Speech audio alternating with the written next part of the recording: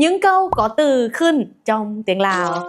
Đầu tiên, từ khưn mang nghĩa động từ khưn lột, lên xe, khưn khăn đáy, lên cầu thang.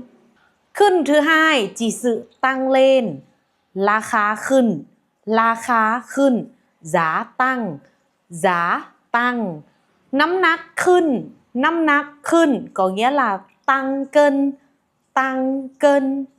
Thứ ba, từ khưn này chỉ sự phát triển kiểu là tốt hơn xưa. Ví dụ, ngám khưn thì có nghĩa là đẹp hơn, ngám khưn. Đi khưn là tốt hơn, đi khưn.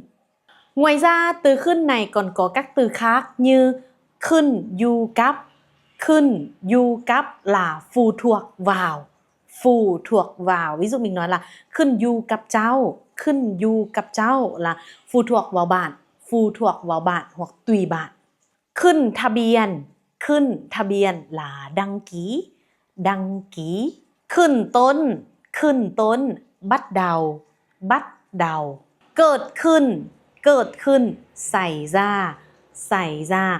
Mí nhẳng cợt khưn là có gì xảy ra hoặc có chuyện gì xảy ra. Ok mọi người, và đây là các từ khưn và cách dùng từ khưn này trong tiếng Lào.